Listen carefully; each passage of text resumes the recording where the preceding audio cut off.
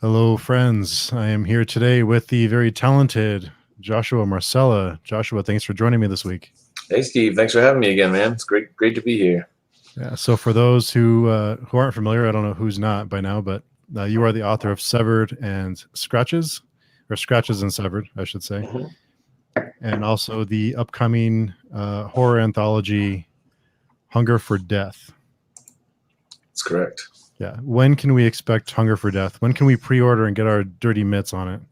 I just got an update from the publisher, and they're still on track to get it published by this fall. So, I mean, that could be anywhere between, the last week or so of September to which that's like the early end, but, up until, I don't know, what is it like? December 21st or something. That's basically fall. So it could Oh, be wow. anywhere in between there, anywhere in the fall. So no dates yet. They're still working on edits and stuff, but it's a bigger collection. There's like 13 stories and it's around almost 60,000 words, a couple longer stories in there. So people are getting the bang for their buck.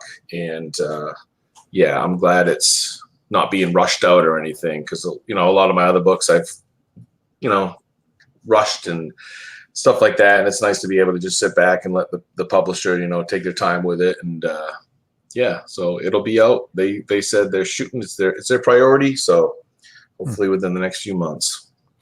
So how has that experience changed? Because correct me if I'm wrong, but this is your first book with a publisher, right? Because the previous ones you self-published.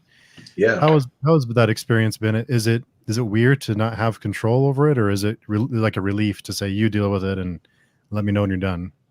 A little bit of both. To be honest, it's been great. As soon as my stories were finished and reworked, and I'd send them over to the publisher, and it's kind of out of my hands. Where before it was like either I was doing self-editing, which can be a big mistake,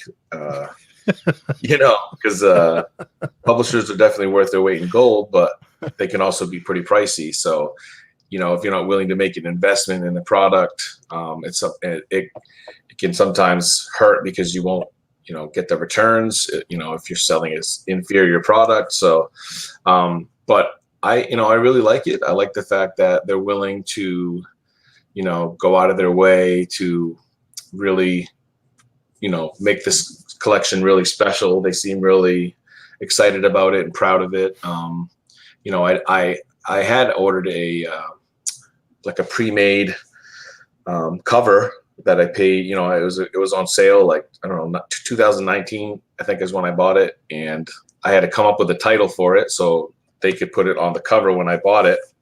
And that was way before I even had maybe not even half the stories done. And so once the publisher picked it up, they actually have their own company called Hollow Creek Designs, where they actually do their own cover art and stuff. But they really went out of their way with this collection and said, I feel like this should have something special, something unique, something that'll, pull the readers in or the shoppers in. And that's why they went with the photographer that they went with, and really, something that's going to like really either be really controversial or really, people are really going to like it. And so far it's been really a positive reception, and I'm really happy with it. And, that's another part of it that makes it really nice going through a publisher is the extra eyes, the extra amount of effort, the marketing. I used to have to put all my stuff online, all those costs, all that extra money. So it's definitely different. It's a little less work on my end, a little more creative. I get to be creative and not necessarily the businessman. So that's definitely nice. It's a nice change. I really like it. And here's someone that you may be familiar with. I'm not sure. The world according to Jay. Yeah. What in the wacky world of BookTube is going on in here? Jay's got a live going on tonight. I think he's going to be there with the great Laurel Hightower. So that's pretty cool. She's awesome. Yes, she is. I got to meet her in person when I went to Virginia for the Scares the Care, and she's just as awesome in person as she is on Twitter and in her books. So it was pretty cool. I haven't met Jay, but Yeah, when I saw those pictures that you guys were posting, I was like, man, I should have gone. That looks like a lot of fun. yeah. And I wasn't there very long for the second day, so I missed a lot of the other get together that was going on. I kind of got a little overwhelmed with the crowds and stuff, so I mostly the second, like the last 2 days, I mostly just hung out in my roach infested hotel. But it was really nice to meet all the people there and spend a lot of time with them. And yeah, so hey, Awesome. thank you very much for coming by. Happy Friday. Yes. And Robert, good evening. Good evening. So I did have a question about, so with the publisher, we talked a little bit about the differences, but are there a lot of costs? Because you mentioned the costs that you would incur before with advertising. What kind of cost, like with social media platforms, or what kind of now cost? with me, I don't really spend money on marketing for my own books. Some people can. I mean, there's places out there that like they'll help promote things and stuff. With my own work, I mostly just, periodically, maybe once, a couple times a month, maybe, or once I get a batch of new followers, like say on Twitter or something, I'll share the links to my books, or on Amazon, on Instagram and stuff like that. Instagram was where I really started promoting my book when I first started coming up with the idea for it. And but I found my following on Twitter is growing considerably faster, and people are also on there. It's a lot easier to share other people's stuff. You could retweet, as opposed to like reposting and pictures and blah blah blah. But retweets are free and they're easy, and that's really been a big part of my own marketing. But there's also the amazing, the community of authors and readers and reviewers that are willing to share your posts or whatnot. And I reciprocate. I try to share other people's work all the time, even if they don't do it for me. I mean, a retweet's free. I don't mind, sharing something and endorsing it, even if I haven't read it yet, because, you never know if someone sees that and it might draw someone in and they may buy it. And so, yeah, but that's the difference between like having the publisher is they're able to, use their following and stuff also to promote. They may invest in some sort of marketing. They also are able to do, like, I believe they'll be putting in bookstores. They're working on an audiobook at some point soon, stuff like that, which will be great. So this book will actually have ebook, hardcover, paperback, and audiobook, and they already have a narrator, which kind of shocked me that they were already working on that. And actually, Scratches does also have a audiobook in the works. I'm hoping that it'll maybe be finished by early November or something like that. It's a fairly short book. He's already, almost halfway done. So that's been a cool experience to hear someone else reading my book and putting their own, dramatic spin on it. That's been really cool, especially being self-published and, going out of the way to do something like that. I think that's really important for, readers that are, visually impaired and stuff like that, or anybody that just likes to listen to audiobooks, So when you sign with the publisher, the previous work you had is yours, and then just the books or are there different deals you can make for your whole catalog, or is it just the books from this point on, or for a period of time, or so many books? Or that was something I had to learn going in, because it was kind of confusing to me too. But it's on an individual basis. So like my first book, Scratches and Severed, I own the rights to those. I can pull them off Amazon any day. I could sell the rights over to a publisher if they ever wanted to reprint it, which it's rare. It does happen, but it is rare. Like if something's been out for 2 or 3 years, they may pick it up and, they'll be like, yeah, we'd love to invest. Like my buddy Ross Jeffrey, actually, he wrote a trilogy. The third book isn't out yet, but he got picked up by Stitch and Sky. No, is it Stitch and Sky Media? I think it's like almost like a spin-off of Death's Head Press. and they're actually republishing Juniper Tome and the third book, which is going to be Scorched. And they worked out a deal with him. He pulled those books. So what he has to do is pull those books offline. And now they have the rights to those books for a certain period of time. That's something I could do with my books, but for now, those are mine. Short stories are a different story too, because like if you submit a short story to a publisher for an anthology, they'll say, okay, this is our story for a year, maybe 2, maybe 5. It all depends. A lot of charity anthologies, they'll say like you can use it in maybe a year, or if it's your own collection. Like with one of my stories was in a charity Christmas anthology last year, and normally they would make you wait a year, but they're like, if you are including it in your own personal collection, then you can use it anytime, no problem. No questions asked, because it's they didn't pay for it, but I will credit it to that anthology for its first publishing. Like you'll see that in like Stephen King books, like his short story collections, it'll say first published in Playboy magazine, or something like that, and that's kind of where that comes from. So with my collection, it has never been published before, so they're going to own the rights to it and all the stories for a period of time, whatever, depending on the contract. But all my other works are either in other contracts or, they're mine. So it would be cool if someday maybe Scratches and Severed get picked up, and then the third book to be republished and have a team behind it. But for now, I mean, they're doing great. Like people are buying them, people are reading them. I'm hoping to get like another boost from this collection that's coming out, and then I'm also in a couple of short story anthologies that'll be out this year as well, I believe. And yeah, I mean, I'm keeping on, and also my Fright Vision book, which that's kind of a different story, because I was asked to write a book for that series, and because of the work that they do with kids and raising money, they're trying to like get the series in like school curriculums and stuff. Oh wow. The publisher Joe really works hard. He's kind of like a one-man team. He has a team of editors.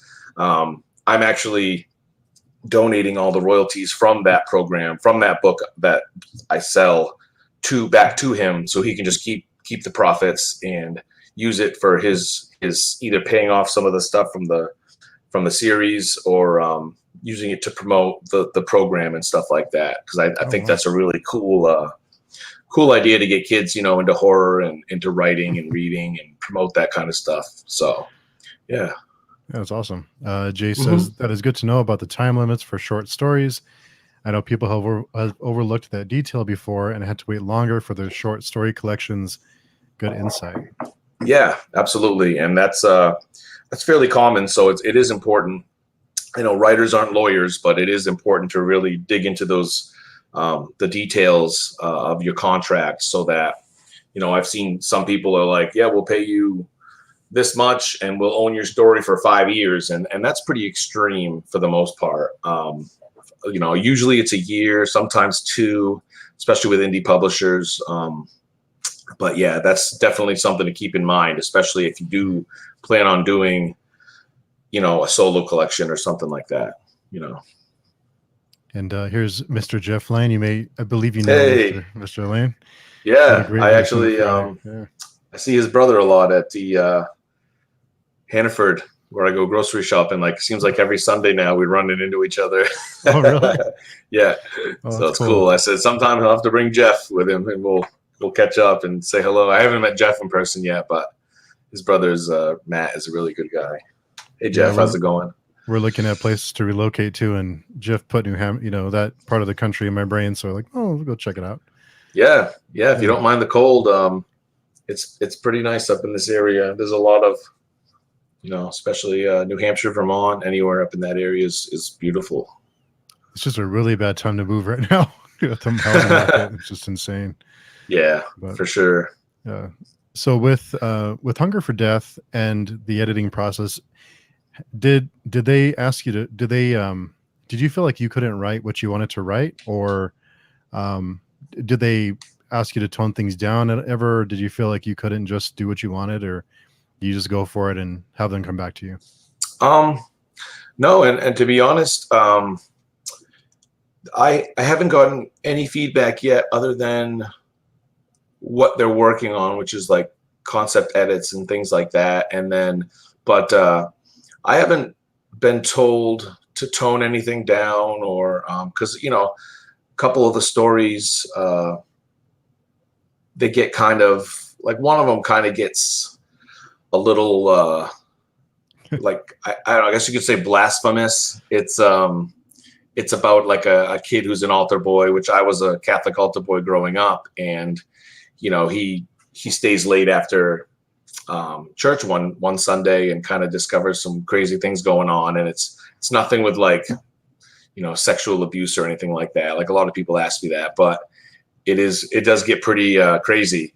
But no, so far I haven't heard anything like that's too serious. There's no like sexual abuse type things, or I try to be very careful about writing about stuff like that, and it's not really something I'm seriously like too interested in. And if it is in my story, I'm very I guess you could say tactful about it. I try to be careful and not like, I'm not like a extreme horror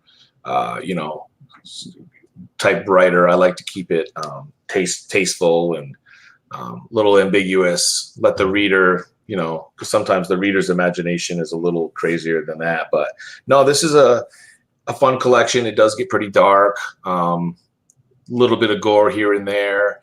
Some of it, there's some heartfelt moments. And I think it's just fun. I think a lot of people are going to enjoy it. If they've read my other stuff and liked my style, I try some new things with different styles and different stories. None of the themes are all that similar. Like, the stories are pretty varied, with the exception of 2 of the stories are Christmas stories, which that only happened because one of them was printed last year in the Bethlehem charity anthology with Grinning Skull Press, which that was a fun, very gory story. And then the other one I wrote originally, I was gonna submit it to another Christmas anthology that was going on, and I never got around to finishing it at the time. I think I was working on Severed and getting really heavy into that, but that's a story I really enjoy. I really like that one. I think people will like it. So yeah, other than that, they're all pretty varied, and I haven't had any feedback saying like tone it down or anything like that. I'm it could happen because they're going to start really cracking down on the edits here pretty soon. So we'll see.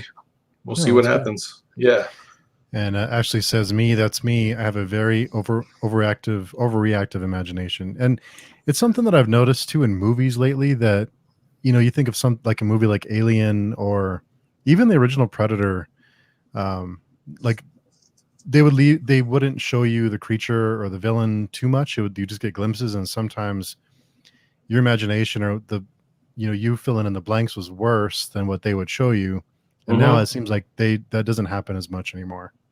Yeah, I mean, like a good example of that is A Quiet Place, the first one that came out a few years ago. I was about to bring that up. Yeah. Yeah, I mean, they basically show you the monster at the very beginning. And I feel like that movie could have really benefited from a little more ambiguity and like not showing exactly what the creatures look like literally in the first like 10 minutes of the movie. Because it would have added that much more tension to it, and not knowing what it looked like. Instead of these big giant spidery looking monsters, you would have just had like, what are these things that are, sensitive to noise? Where are they coming from? And that kind of like, I think, took away from it a lot. Even though it was a great movie, definitely could have, waited a little longer for the reveal. Yeah, sometimes less is more. And Seth mentions I have a very tasteful and ambiguous imagination. Yeah, and that's something that you have to really, as a writer, you have to, give your readers credit and realize that they actually they have great imaginations, and sometimes their imaginations could do the work for you if you do it right. If you leave it leave it to their imagination rather than telling them exactly what something looks like or what's going on. You know, that could be a huge benefit to you if you're able to do it right. Yeah, So, definitely.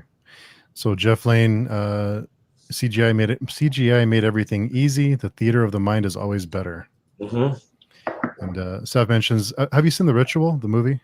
Yes. Yeah, I agree with Seth here that Ritual could have maybe gone without the monster reveal. I think I because it was really well, I don't want to say too much about the movie, ruin it for mhm. anyone, but the end was a little bit too revealing, I guess you can say. But Mhm. I could I have. I did. think I it. did actually. I like that one a lot. Yeah. And you're right. And I am glad they did wait until, you know, closer to the end to reveal it. But yeah, that was one thing that the It movies kind of fell short for me because it was a lot of CGI. I could have even dealt with the humor if there wasn't so much. You know, like I was just watching Dream Warriors today, the third Nightmare on Elm Street movie, and there's a lot of stop motion in there and puppetry with practical effects, and even that like was way more effective than any sort of CGI because it's unnerving, it's uncanny, it's like it looks that like that's really creepy looking because it's like real in the real world, but even though it's kind of like cartoonish with the you know the stop motion. It's still it's way more effective than a lot of the CGI stuff that is out today for sure. Yeah, and M's Book Nook is here. Hi, Em. Nice Hey, to Em, how you drop by. doing? She's awesome. Has a great channel. Book reading, coffee drinking. Don't know if either of you guys have watched Doctor Who, but one of the best episodes is when you never see the monster, you never know what it is or what it wants. Easily the scariest episode. No, actually, not a Doctor Who fan, but I would definitely, if I knew the name of the episode, I would definitely check it out because I love that kind of stuff. Yeah. You know, like I love movies where they're like, "Hey, Mindy," Hey, um, Mindy. you'll see someone peeking out a window or something from like in a distance, you know, just looking around a tree. I'm constantly watching like YouTube videos of like creepy stuff caught on camera, or Yeah. and I man, I like late at night I'll just be laying there like watching these videos in the dark, and I just love that kind of stuff because my imagination runs wild, you know, and yeah, I do really enjoy that same kind of stuff. Yeah, and I haven't seen Doctor Who, but I'll definitely keep my if you know the episode or season, let us know. And I would be interested Yeah, in please, it'd be awesome.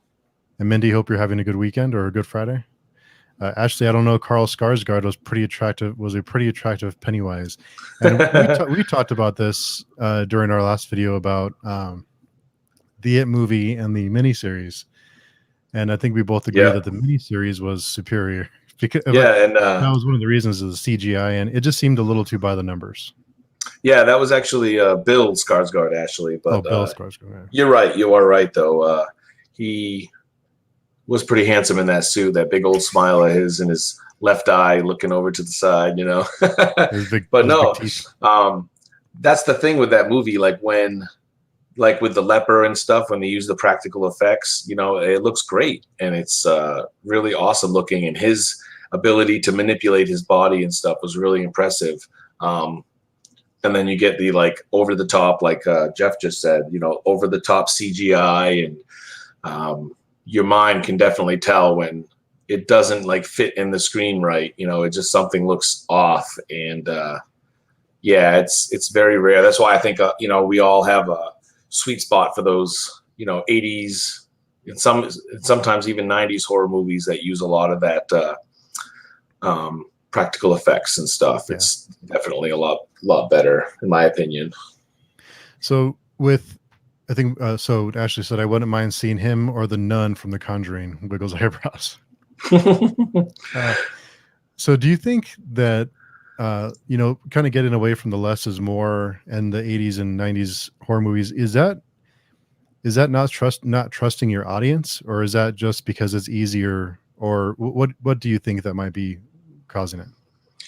Yeah, I think it might be you know, the ones that use a lot of that big CGI or the big you know, the big blockbuster like Warner Brothers, and they have the big budgets. I have seen a lot of, you know, smaller indie horror movies come out that do a great job with, you know, their whether it's like found footage or things like that, where they're able to pull it off without excessive CGI. And I think Jeff was the one that mentioned it. It's so easy. I mean, it is a lot of work, but it's so easy to put anything you want on the screen using computer animation and stuff. And it does a disservice, I think, a lot of times, because it just doesn't, unless it's done like really, really well, it just does not look, it's not convincing. And, you know, that's been a huge downfall of some of the more recent horror movies that tend to use it a lot. Like even with like The Conjuring, you know, they used a lot of CGI. Like I think it was like the second one with that big, tall, skinny man comes in, and that just completely like took me out of the movie. I was like, this is a great movie otherwise, but when this big CGI guy that comes in with his big old legs, it just kind of like pulled me out of it. And I was bummed, because otherwise it's pretty good, you know. Yeah, I think they had to set up their universe, you know, like they had to set up the movies years from now. Jeff mentioned Super 8 2, It's Time to Reveal 2, and The Monster was a letdown. Mm-hmm. Yeah, it was kind of a letdown. Yeah, a lot of I agree.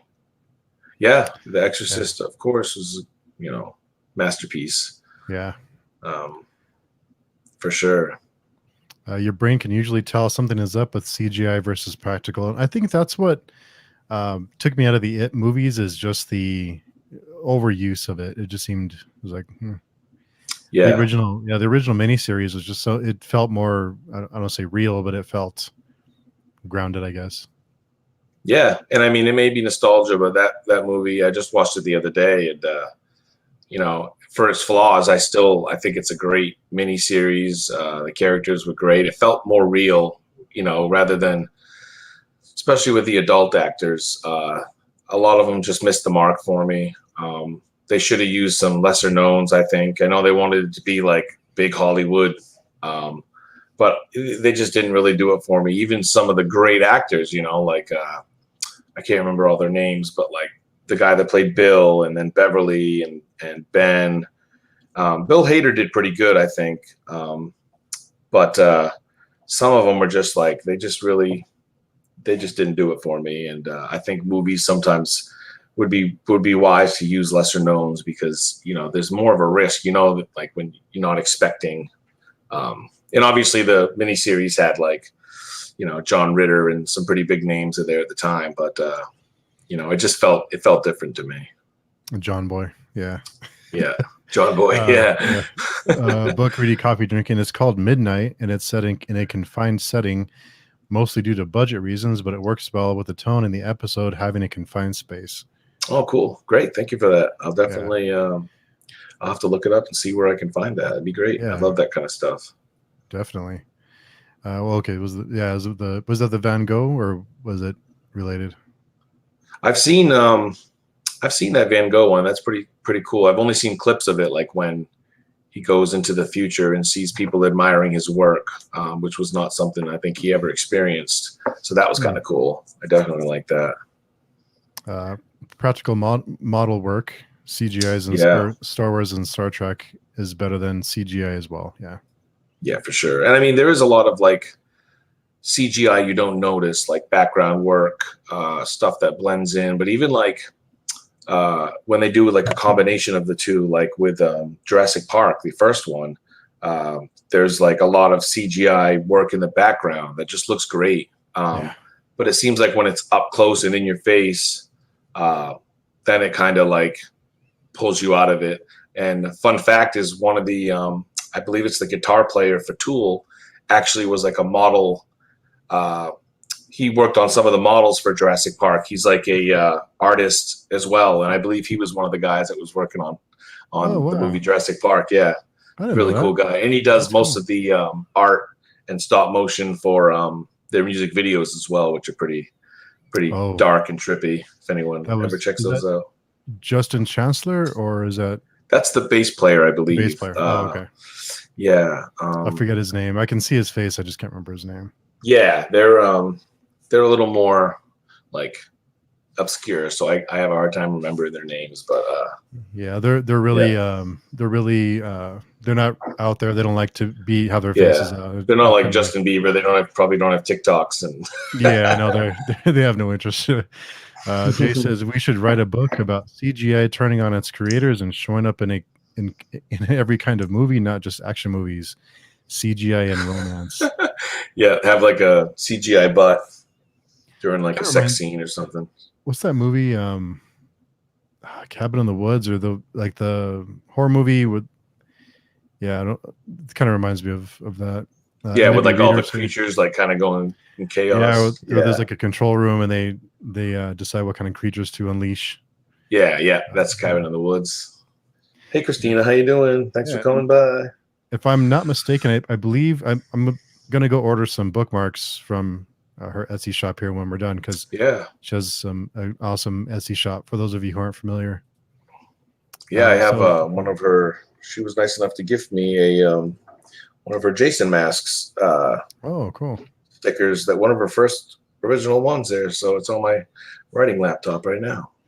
Yes, I see Jay. I saw Jay's. He had a couple, and I was like, "Wow, those are awesome!" And I didn't know she made them. So yeah, she does. She's quite talented. I think she's actually has some other projects in the works. So I don't know if she's announced anything, so I'm not going to spoil anything. But she has some stuff going on, so it's pretty cool. She's a busy mom. It's awesome. Jay spilled the beans a little bit because he mentioned some stuff he's working on.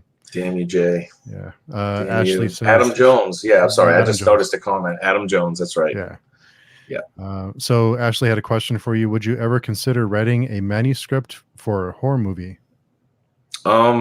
Absolutely. I mean, when I write, I kind of visualize what I'm writing almost like it is a movie to be anyway. And in fact, I've mentioned this on several different chats, but I'm working with a couple fellas right now on turning scratches into a screenplay, and they're about probably 3/4 of the way done. We're actually kind of working on some of the concepts for like additional scenes, elaborations, and stuff to kind of stretch it out, because it is like a short novella. Usually you take a book and you have to shrink it down to fit within like an hour and a half to 2 hours. It's kind of the opposite with like a little book. You want to expand on it, and it's not really like adding a ton to it. It's just elaborating on like certain scenes in the book here and there. So I'm really excited about some of the things. But yeah, they already are working on that. And absolutely, I think having your book made into a movie, or starting off and writing a movie, is especially with horror. Like, and I mean, I'm sure it's common with all genres, but definitely is like a dream of mine to see something that I've written on the big screen. I think that'd be fun. I'm not too familiar with screenplays or things like that, writing up scripts, which is a whole different ball game. But writing like a manuscript and then handing it over to someone who is familiar with that that would definitely be exciting. I would definitely do that in a heartbeat. How cool is that you're working on a potentially to adapt script? That's so awesome. Yeah, I mean, it really just blew my mind that these, they wanted to work on this book, and it's a funny story, but the fact that they liked it enough to where it's this small production company. It's only going to be like they only have a couple productions out right now, including a short film, like a 20-minute film that it's about a soldier with PTSD. And the screenplay writer, his name is Chris. He's actually the actor. He's like the main actor in that short film. And he was in the service as well. Wicked talented guy, wicked nice guy. He's really passionate about the project we're working on. I actually got to meet him in person a few weeks ago up in Skowhegan, Maine. So we had lunch and we were chatting. I could have chatted with him all day.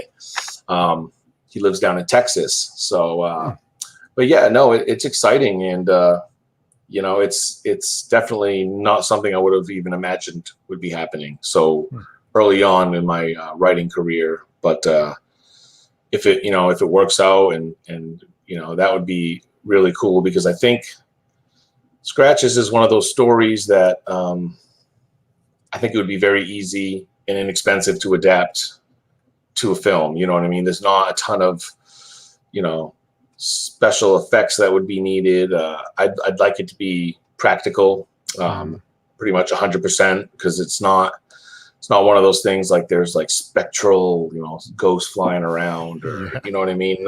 Like it's very much just like atmospheric. And it's like a character study about a mom and a son, and then this entity that's messing with the son, and so I definitely think it's something that could be pulled off within a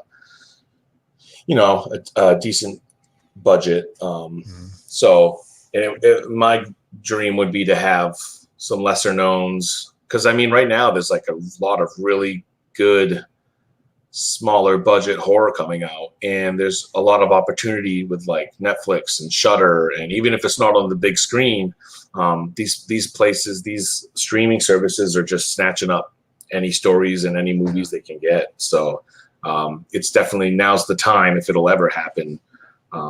Now is definitely the time. So I'm really excited, and hopefully within the next year or two, couple of years, who knows, it could be something that is in the works. So yeah, it's exciting. That's awesome. Yeah, that's great.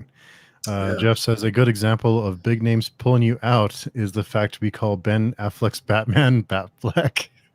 Exactly. I mean, Costner is probably one of my favorites. And he was still a big name, but at the time, I mean, he wasn't like, he was not lesser known, but he wasn't, Ben Affleck, like that's the thing, is a lot of those Marvel movies and stuff, they're like really big name actors, and you just always associate them with that movie, yeah, exactly. It just kind of, I just like lesser known people in movies. I think they can make that character their own rather than, Batfleck.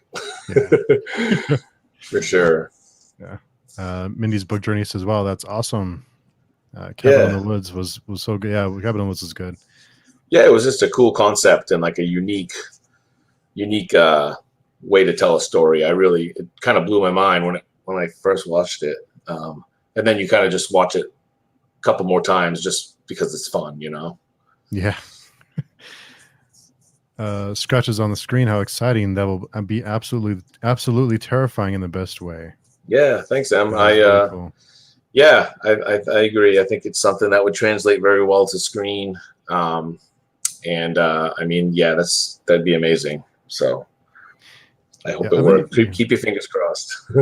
I've been reading a lot of short stories for the last few weeks, and I'm trying to read shorter books because I'm having like a fantasy book, 700-page fantasy book overload. So I'm trying to read shorter books, and there's so many great, and it's not just the horror especially, but these short stories and these novellas. I'm surprised someone hasn't developed like almost like a Tales from the Crypt or like an Outer Limits type of anthology series, that not even a movie production company, but just like a series that just would grab material from books and just adapt it to like an hour-long episode. Because I think even something like A Quiet Place could have been an hour.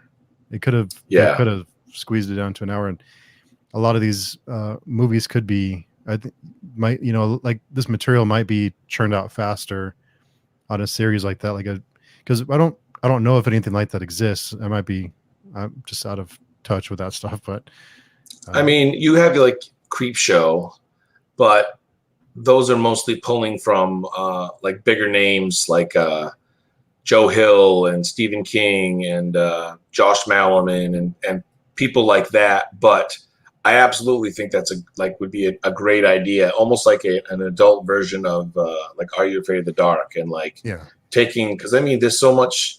We're almost going through like an indie horror renaissance right now, where there's like so much really good indie horror. And novellas are like taking off right now too. It was never my intention to write a novella. I just didn't know necessarily what I was doing at the time, and it just ended up coming out shorter. But there's a huge market for it right now. People love them. They can ingest them within. I just read Nana by Mark Towse in like 2 days, like 2 sittings, and it was awesome and took me by surprise. But there's a huge opportunity for anyone that has connections to pick off like some of these stories. And the hardest part would be dealing with like how would the rights work, like who, you know, would you go through the publisher or the, you know, and that's where it gets kind of tricky. But yeah, I think that's an awesome idea. Like they should do like something like that, you know what I mean, like a anthology type show where once a week, or you get like a split, even like half-hour stories, like, Yeah. you know, something like that would be amazing. Yeah. Hello, Hollywood, are you out there? Yeah. I'm sure they're watching. He says, have you thought about who would be in a Scratches the movie? No, I haven't actually. I'd like it to be a little less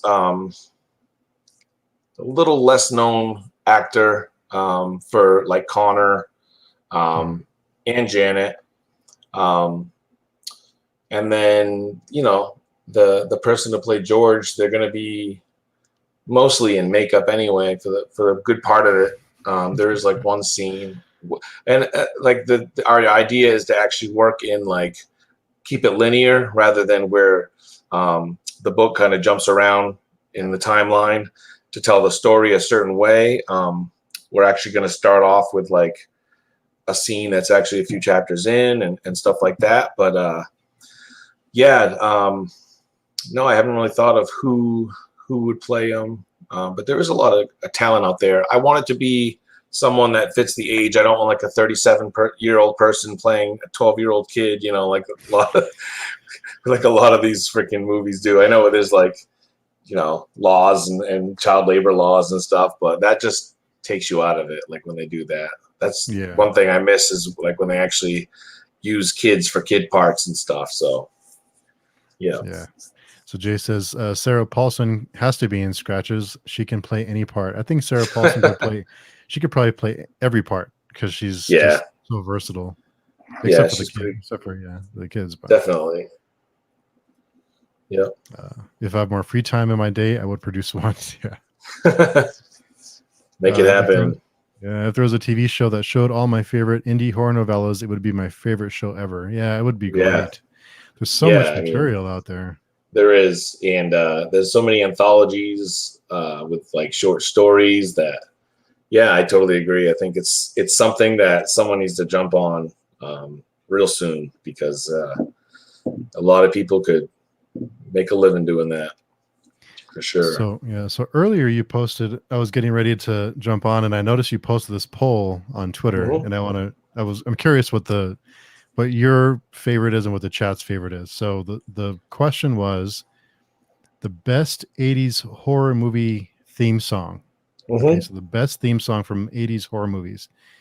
These are the 4 choices: Pet Sematary, Dream Warriors, Cry Little Sister, or Ghostbusters.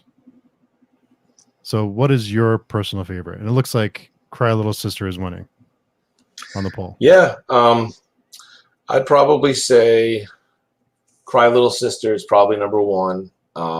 It's just real dark and it's iconic. You know what I mean? It fits so well in the movie. And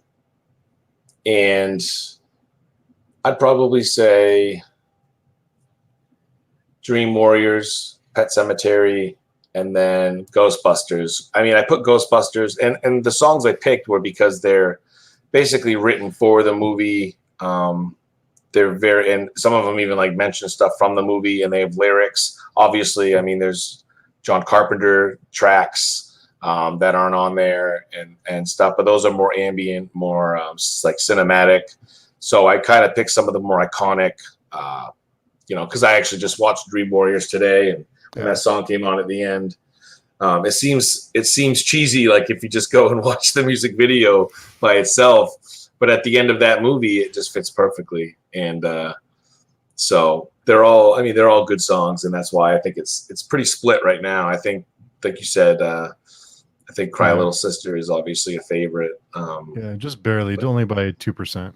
Yeah, but there's a lot of love for Dream Warriors and Ghostbusters. I mean, they're all good songs. It's a great time for horror movie music back in those days.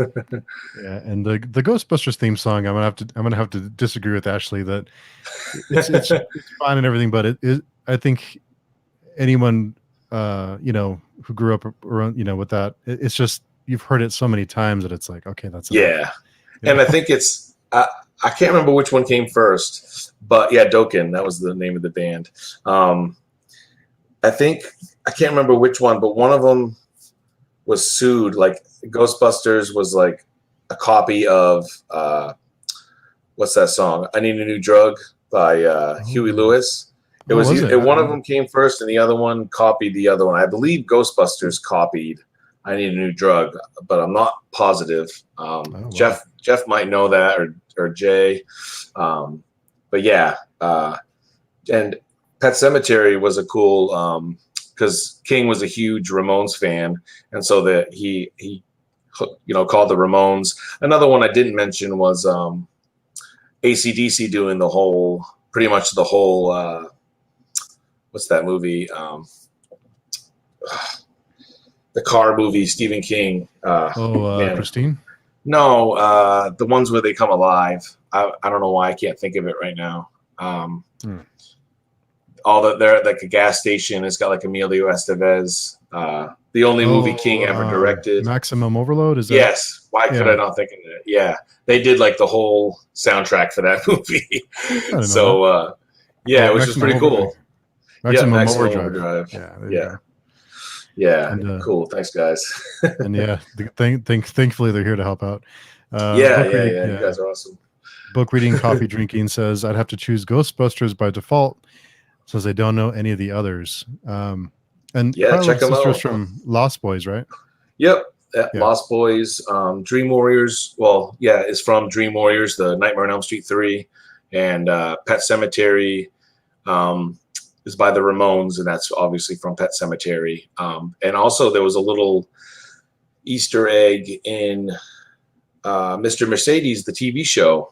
There's a scene where Brady Hartfield or Hart, whatever his name is, like the villain, driving down the road, and Pet Sematary by the Ramones is playing in the background, which is pretty cool. Yeah.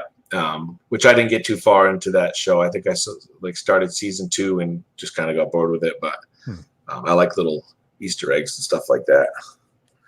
Yeah, see, everyone's different. Everyone has their own taste. Ghostbusters or Pet Sematary. I guess it was a good choice with all those different songs because they're all very different and people feel passionate about different ones. You're like, Ashley wants to fight you now. No, she's coming at me now. Maximum Overdrive. That's right. Yeah, Lost Boys. Have you seen the Lost Boys lately? Just out of curiosity.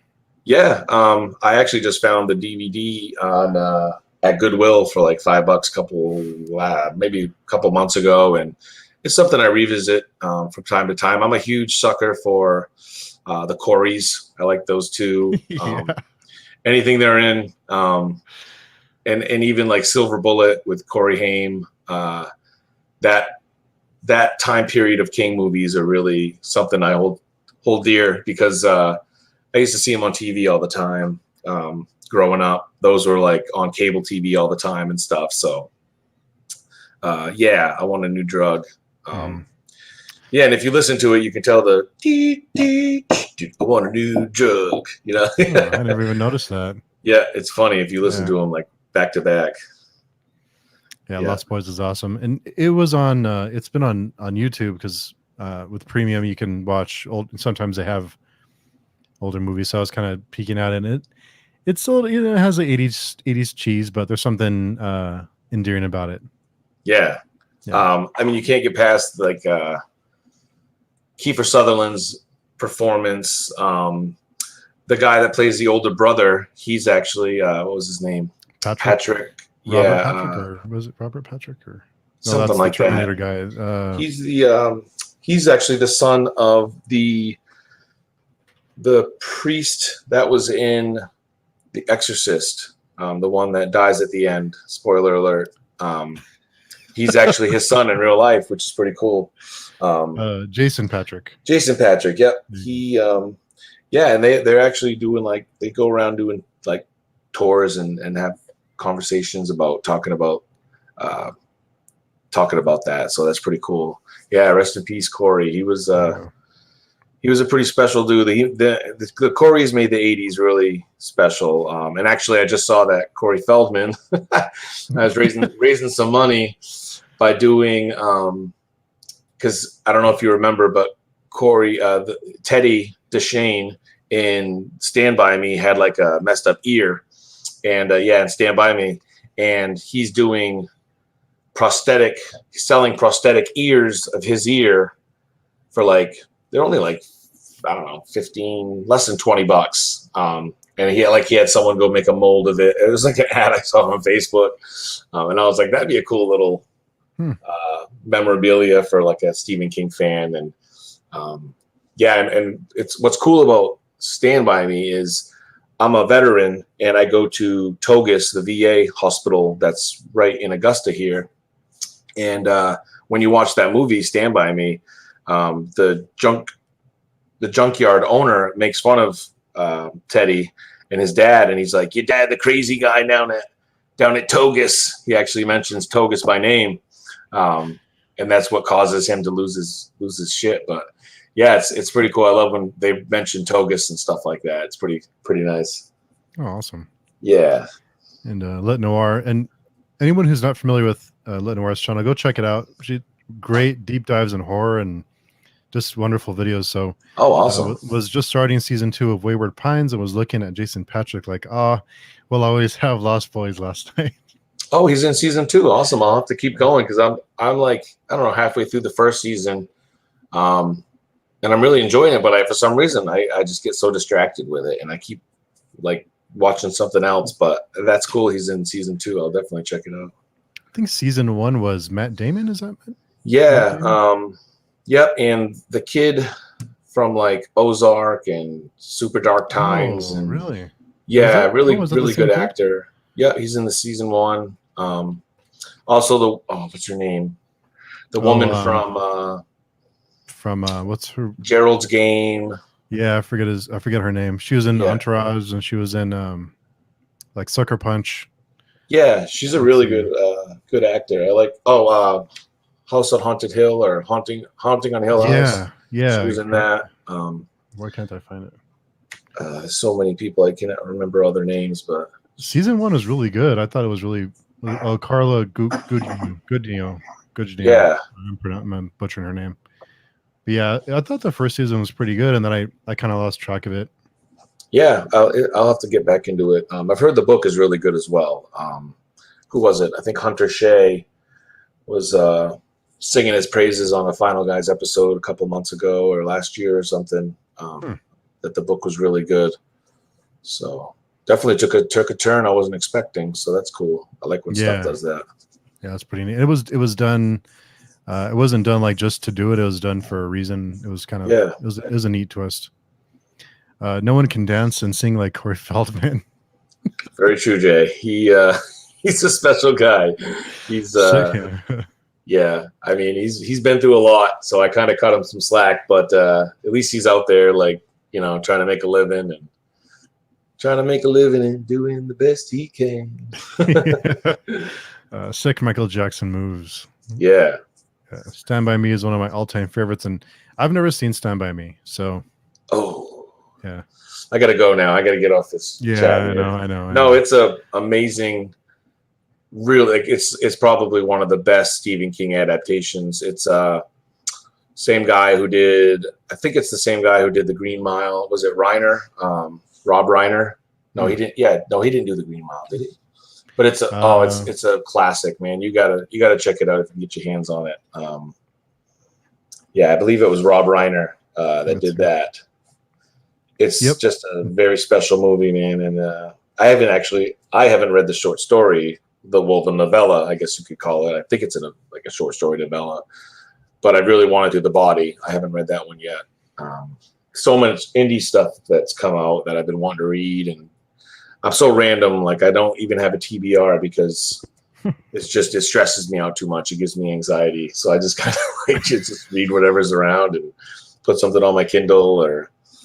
But it's a great movie, man. Definitely check it out. It's special. One of these days. Yeah. And Love the Wayward Pines trilogy. I'm interested to read it. So Jeff says we will get you all Stephen Kinged up. Yeah, so I am starting my Stephen King journey, Cool. and I did pick up some hardcovers. I traded in some fantasy books I wasn't enjoying, and I picked up some Stephen King books from the used bookstore. Very nice. So we did read The Gunslinger, and I'm going to start the Drawing of the Three. Yep. In a couple days. So Jeff warned us that The Gunslinger was kind of like almost like a prologue.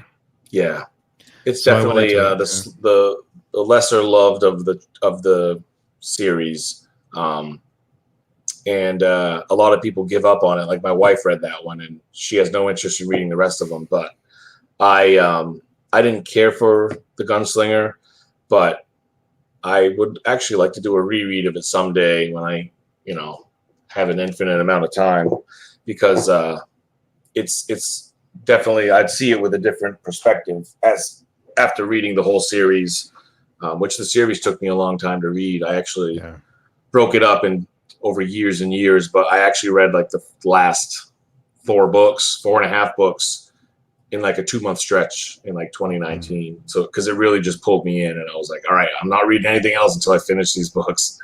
So Autumn wants to say hi. Oh. Meow.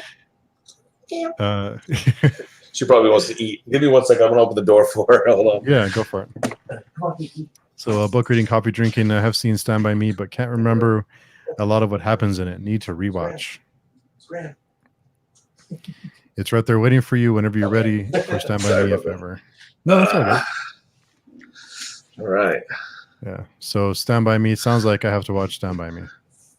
Yeah, it's definitely it's up there with like a lot of people say it's one of their favorite movies of all time. It's just so it's obviously we're way too young to be nostalgic for that time period, but it's still, it harkens back to everyone's childhood, or like especially young men who have that group of friends that you lose track with over the years. But yeah, it's a great book. A great movie. It's simple, very, very simple, but there's just so many memorable moments in it. Yeah, and it's easy to find. It's all over the place streaming and stuff, so you should be able to find it at some point. Yeah, one of these days I'll watch it. Yeah. Jay says, you've never seen Stand By Me. Brad has never seen Shawshank Redemption. I have seen Shawshank several times. Yep. Yeah. And it's up there with Shawshank. Yeah. Not a lot of movies get to me, but the end of Shawshank gets me every time. Have you seen The Green Mile? I haven't seen that one. Yeah, that was actually my first King book that I read when I was like 18. I think I just graduated high school, or was just about to graduate, because I saw that movie and it just like destroyed me. It's so sad. And then the book is just as good. It's a great adaptation. That was the guy who did The Walking Dead. Darabont, right? Is it Darabont? Yeah, Frank Darabont. Yeah. He did that as well. He did the Green Mile. So yeah. He did The Walking Dead when it was good. Yeah, he didn't do much of The Walking Dead. He's probably embarrassed to even associate with that show now, but when it was good during the first season, he was there. So yeah, I think there was a lawsuit. I think he was suing Kirkman. Oh, was he? For a while, yeah, something about riots. I don't know, some legal stuff. But it sounds like I'm going to be watching Stand By Me soon. So. You're going to get shamed out of this chat. Yeah, I'll be shamed when we're done. Ever seen Stand By Me? What are you doing with your life? I don't know. Lit Noir says, dude, totally agree with your TBR anxiety. The struggle became real all of a sudden. Yeah, it's something that, I have a lot of friends who are authors now, and their output is just amazing. I'm not one to get on the hype train for like the really hyped books. I know they're probably damn good books, but I'm more along the lines of like getting people's books who aren't getting all the attention and reading them and reviewing them to get more attention on them, because a lot of those people, they don't need the one extra person. But I feel like a lot of people have done me the favor of actually showing my books, reading them, reviewing them. A lot of authors out there have done that for me, which is great. So I try to do the same thing, and but yeah, man, it's just, there's so freaking many. I mean, this is just one of my shelves, and then I have another shelf here, and then another shelf here. But this is mostly like my sci-fi, my fantasy. I have a lot of like Piers Anthony, Game of Thrones, my wife's Harry Potter books, Arthur C. Clarke, stuff like that. So yeah, that's kind of like my special little one. So yeah, I got a lot of books. Yeah, Ashley says I don't do TBRs anymore either. I've got one on Goodreads, but I keep up with. But what I eventually want to read, but every month is a mood read for me. Yep, yeah. Same here. Just totally what I want. Like I just finished, like I said, I finished Nana last night. Yeah, and then I didn't know what I was going to read. I have a ton of books on my Kindle, and I'm like, I had 2B by Mark Allen Gunnels on my Kindle. I've heard a lot of good things about, so I'm like, I'm going to read that next. Like, no rhyme or reason. And I think I'm also listening to Tommy Knockers by Stephen King on Audible, and then I'm reading Jack's Magic Beans by Brian Keene, which is like, I think it's like 3 or 4 stories, short stories, thin little book. That was just a random grab it off the shelf and start reading. So yeah, I'm not sure what I'm going to read next. And Mindy says something that I hear a lot of people say is that I like the Gunslinger so much more as a reread on the second read through the series. Yeah, absolutely. Yeah, definitely. I agree. I haven't read it a second time yet, but I feel like I would appreciate it a lot more. Kitty. Kitty. Baby kitty. I kicked her out. She was bugging me. She wanted to go eat. Stand By Me needs to be a movie of the month. Yeah. So every month we name a movie that we watch and we come and talk about it. So. Oh, cool. Yeah, that sounds fun. Movie of the month. I love movies. And has a young Will Wheaton. Yeah. He's he's like a big nerd. What do you call it? Oh, that's right. I think he used to have his own YouTube channel, or he might still, but yeah, he's done a lot of things. Actually, he narrated the Ready Player One audiobook. So he was I have that. Like Star Trek, right? One of the Star Trek. Yeah. When he was like a teenager. Yep. Sorry, we're catching up on the chat here. So Nana was wild. Yeah, Nana. Mark is one of those guys. From what I've read of his stuff, he's willing to go there, and I really appreciate that. He's a Englishman living in Australia right now, and that was his debut novella. He's got a bunch of short stories all over the place, but that was his debut novella, and I believe he's already. I mean, he has some output. He's like constantly putting stuff out. So definitely worth checking out. Some mixed reviews about Nana. And speaking of reviews, I was curious. So you are an author and you also read and review books too. Just, like you said, to get the word out. Do you feel ever like you have to be careful on the review that you post because you're authors, and it's almost like, feels like a club, almost like you earn your way in. Is that ever a concern that you don't want to be too harsh, even if you may not enjoy something? You're careful about how your review is worded, or is that a concern? Yeah, absolutely. I mean, I have a hard time.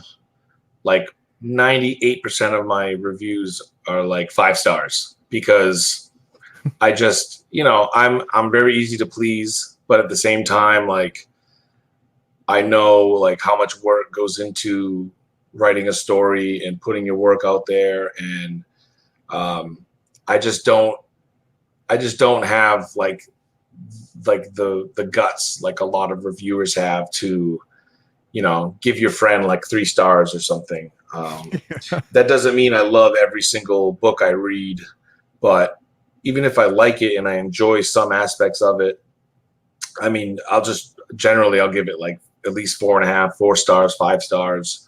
I'm a little more willing to be honest with like bigger name people, Big Five, or like Stephen King, or like I almost didn't even finish Richard Lehman's The Cellar.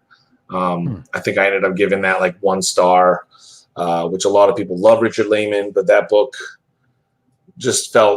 it was just gross to me. There was a lot of like unnecessary sexual abuse of a minor that was just there for shock value. That was constant throughout the book as like this subplot. And I mean, I just wasn't interested in and I ended up skimming through like the last 3/4 of it. But yeah, and I mean, he's dead, so I'm not really like afraid of offending him. Plus, I mean, it doesn't matter. Like, I'm just one guy. He's had millions of readers. But like, there's been books like Insomnia that just felt like it dragged and dragged and dragged. And I still gave it like maybe 4 stars, but it was because it had some connections to other books that I really appreciated. But the freaking journey you have to take to get there was just so painful. Needful Things was another one that just really felt like it dragged to me. And that's why I've had a hard time really getting back into King books, is because I'm so used to now reading the short, sharp novellas that really get, you know, hit home. And then when you got it, like you said, and then you jump back into your 700-page fantasy novel, it can be tough, because it's like, man, I'm like 3% into this book and I've read 1,000 pages, you know. It's like, it can be rough. Another thing is with novellas and short stories, it moves really quick. So when you go from a novella to, like I said, a big thick fantasy book, it's almost like you get impatient. Like, okay, let's move it along, you know. So it's a big change. Like, you have to change gears. Yeah, and I mean, that might be a product of our society. Everything is like on demand, or, you know, you can access stuff so quickly.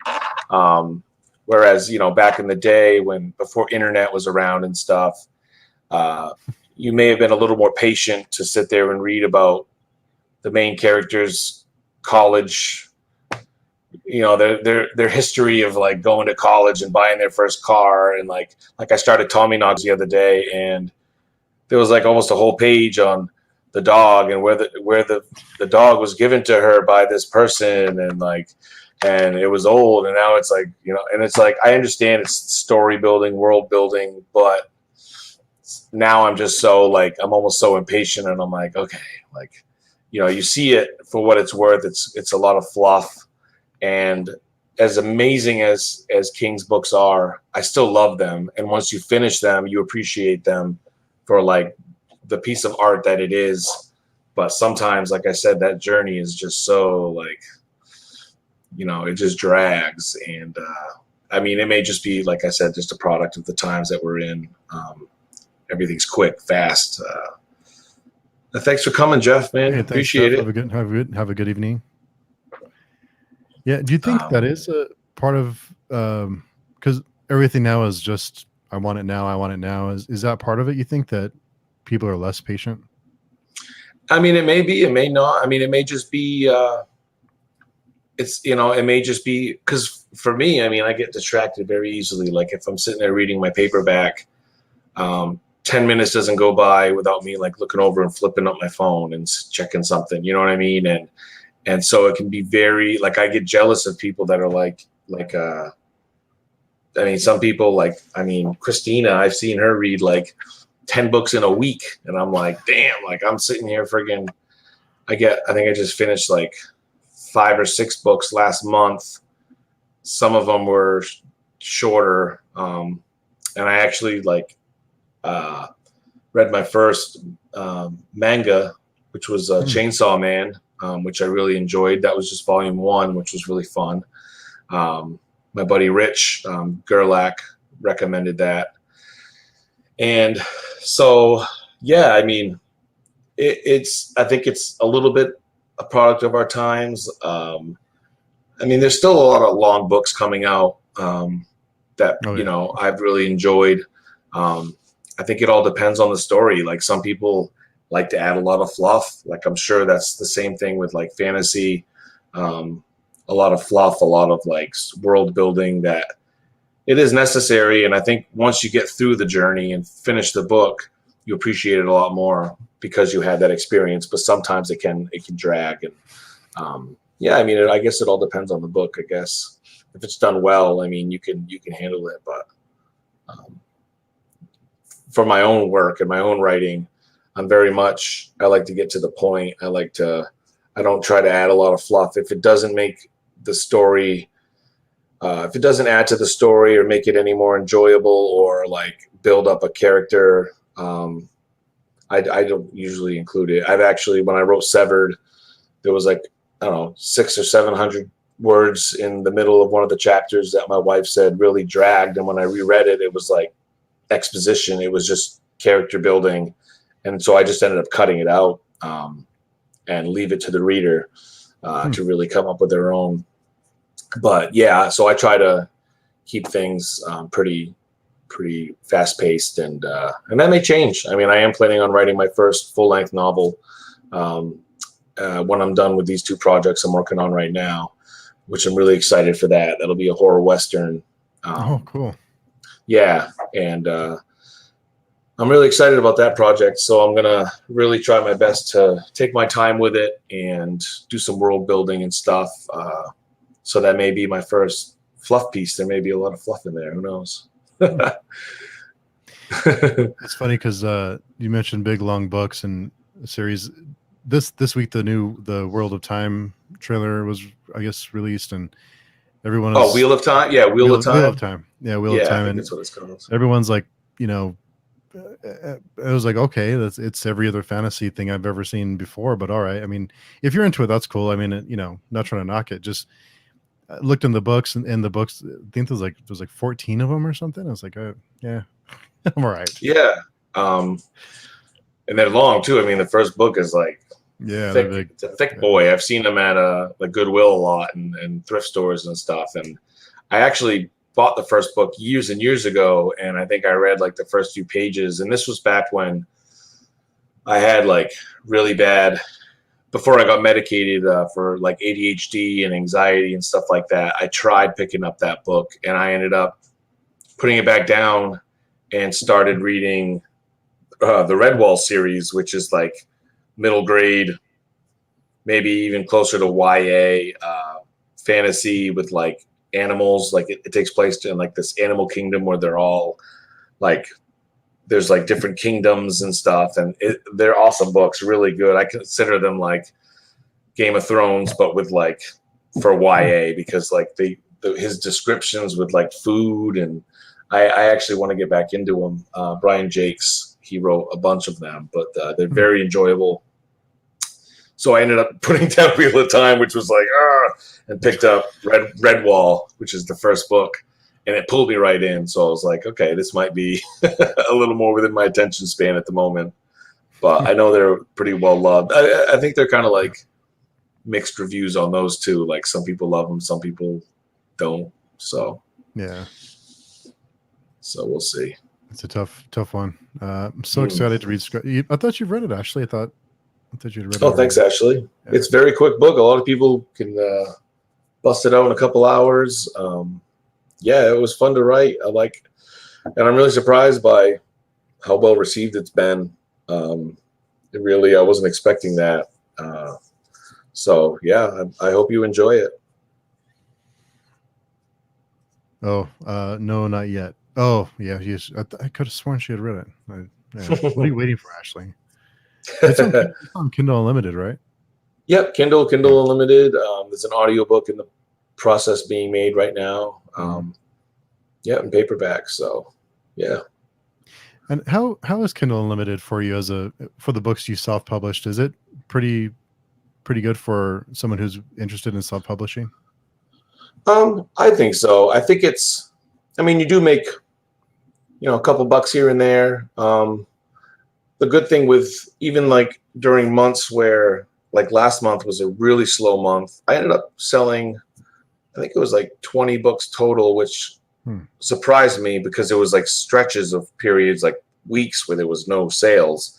But my royalties have never dipped down below like 15, 20 bucks. And it shows your royalties are like a product of like 30-day periods. So it's never dipped down because whenever someone reads like, you know, a certain amount on Kindle Unlimited, you make like a certain amount per page or something like that. But also it's a great tool, like especially for a new author like myself. You know, if people do like Kindle Unlimited, they can read it for free. They're not really investing any more than their subscription. So if they don't like it, they can just delete it off the app or whatever. For me, it's more of like a great promotion tool. I mean, I'm still surprised when I see people like, you know, it's been a year and almost a year and a half since I published it. And people are still reading it on like Kindle Unlimited, and you can see how many pages are read a day. It's like, I want to know who these people are. Like, where are you?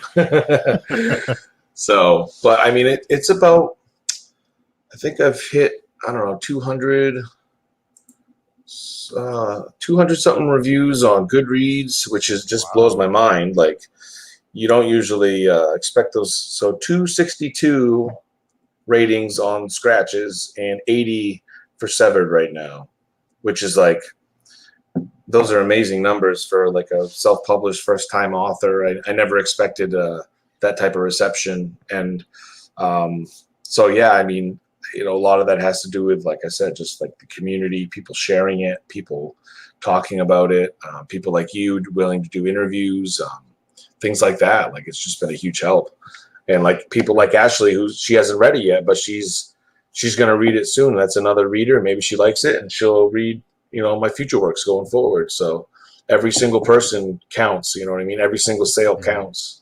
Yeah. So yeah, Ashley, we should set up a readathon or something for it if you haven't already started it. pair it with Stand By Me. Oh yeah. Read Scratches and Stand By Me. Have you had yeah, I'm sorry, go ahead. No, I was just gonna say it's a quick, fun read. I think you'll enjoy it. It gets pretty dark. It starts off feeling like it might be like a Goosebumps type book, and then it takes quite a dark spin. So a lot of people don't expect it. Yeah, definitely. And I was wondering, you mentioned the community and things like this, and to help get the word out. Do you notice a bump after you do interviews or like meetups, or do you notice like a bump in pages or in sales after stuff like that? Sometimes. I think it all depends. Like I did a free promotions help too. Like even if you're not making money, I've done a few freebies. Last year I did a Scratches freebie around Thanksgiving, and man, I like 900 something people picked up copies on their Kindle for free.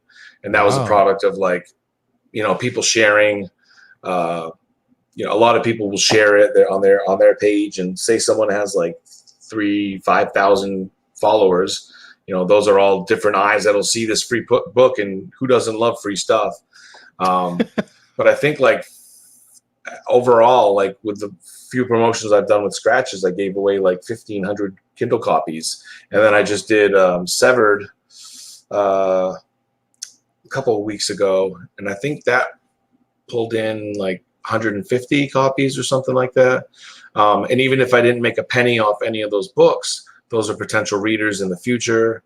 There has been times where I've seen bumps. I think the most I saw was like 5 paperbacks after I did, I believe it was like an interview or something with, I think it was Janine Pipe. I think that was like last year. And I saw like several books being sold. I think it was July. I ended up selling like 45 books or something. That was a really great month. And I don't know what the deal was with that. That was just like a fluke. But yeah, I mean, like I said, any sales. And I mean, when Severed first came out, people love signed copies. So I said, I'm taking orders for signed copies. I initially cut it down to like, I'm going to do 50 copies, and people kept messaging me after like I was maxed out, and I'm like, all right, I'll pick up another 50. And then I'm like, all right, I'll do 100. And I ended up getting like 130 copies. And I'm like, that's all I can do. And I sold every single one of them. And that was so much work, to the point where I'm like almost not even sure I'm going to sell signed copies of my collection. I might end up doing like an in-person signing, like locally, which would be cool. Get my name out there with local people, because it's just like, it's a lot. Like, it's like almost $3 a pop per book to mail it, on top of the mailer, on top of I had to print labels and the time invested, signing, just everything. It's a lot of work, and that's time I could be spent writing, spending time with my kids and stuff. So, as grateful as I am, it's almost not worth the extra work to do it. And I hate to say that, but it is a lot, and I don't have much time. I'm getting old, tired. No, no, but I only write at night and stuff like that. And so it is kind of, it puts a damper on how much work I can get done. And I've been taking this writing thing seriously now for like the past year. So, the less distractions I have, the more work I can put out. And so definitely. Well, hearing you say that makes me happy. I have my signed copies behind me. I'm good to go, so I don't have to worry. Yeah. Yeah, and I mean, sometimes, I'll pick up like when I went to Scares That Care, I picked up like, I don't know, 15 or 20 copies of each of my books, brought them down there with me, and like flew with them on the plane, and told people, like I have like author friends that I was meeting up down there, and they all bought copies. And then when I came home, I still had 12 or 14 copies of each book. And I posted online, no sold out real quick. Some people from like Twitter, and then people still will hit you up randomly and be like, hey, so sometimes I do keep a couple extra author copies on hand. Because, I like to do that. If someone's willing to buy my book and whatever, and they're willing to pay the little bit of extra, I don't charge extra for like the signature, but I don't want to lose money either by shipping it out to people and stuff like that. Like, so yeah, I'm not one of those types like, oh, yeah, sign it for you. Definitely not. I'm grateful for every person that wants to buy one of my books. So, and sometimes I'll gift them to people, like, you never know. So when you have, you mentioned author copies, what's the difference between an author copy and just a copy that anyone would order on Amazon? So, with author copies, you can buy them at the print price. So depending on the length of your book, and how, like when you make your book or you set it up on it's called KDP, which is Kindle Direct Publishing. You set up like, do you want the interior all black and white? Is there going to be any colored photographs? What type of paper do you want? Just different things like that. And like with Scratches and Severed, they're fairly short books. It's all black and white interior with like white pages. So they cost, however much, and depending on the book, like fantasy books are huge. So they could cost like $5-6 to print. Novellas are generally like $2.50, $3 to print. But then you also pay for shipping. But so like if you buy my book through Amazon, you can get free shipping, and it costs like $8, or I think Severed is $9.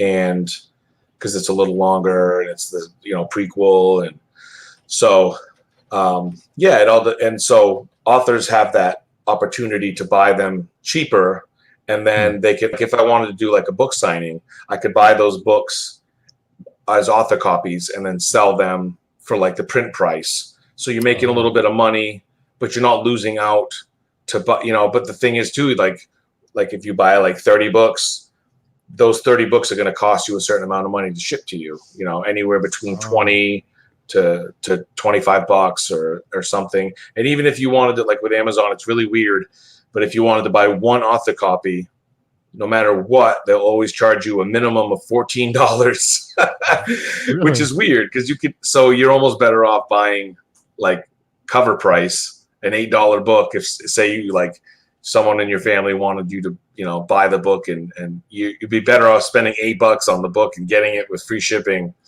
Because I've tried that before. I was like, oh, I want to buy one author copy, see what happens. And it's like, yeah, $14. I was like, what? Jeez.